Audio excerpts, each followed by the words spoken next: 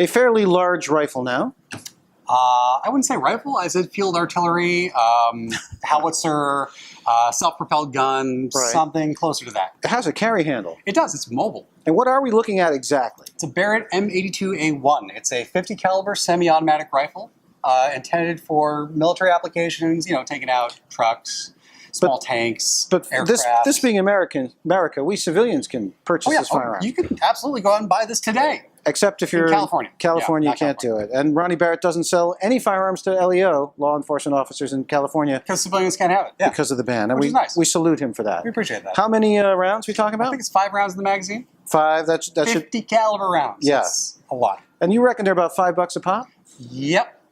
Yeah, but the gun itself is the real barrier to entry for someone who's financially challenged. Yeah. So if you have $8,500 plus tax, you can absolutely have one.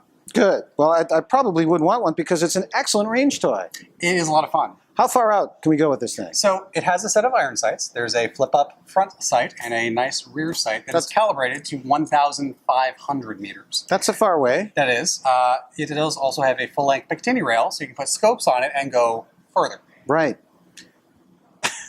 I just have to ask you, though. I mean, if you showed up at the range with this thing, you're going to get a lot of attention. You'll have a bunch of people asking you if they can shoot it, yeah. And the best place to be in terms of the recoil signature is directly behind it. Directly behind it. It's not so bad. Yeah.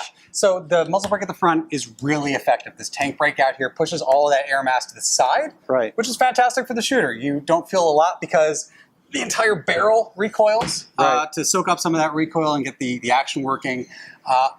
Also, the muzzle brake pushes to the side, so there's nothing coming straight back. But the people to the side of you will be unhappy.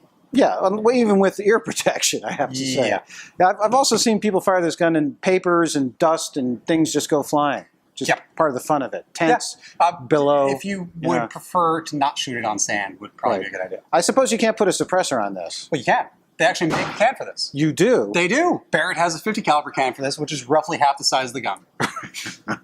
Which reduces the sonic signature to maybe that of a car crash. Okay, that's great. So we highly recommend this gun for anybody who wants something unusual and wants to sort of state their Second Amendment right as well, right? Because it's saying, hey, I can have the beast.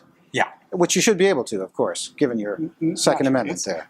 Seriously, the number of murders that involve this gun is, I don't remember anymore. Somewhere between 0 and 0, as far as we know. As far as we know. Yeah, okay.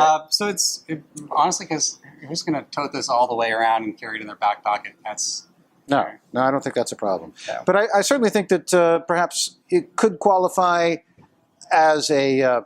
assault weapon to people who take that term out of context. Yeah, probably. But in general, I mean, it's a very peaceful thing. I think so. Sitting behind it, the birds chirping, and then suddenly disappearing in terror.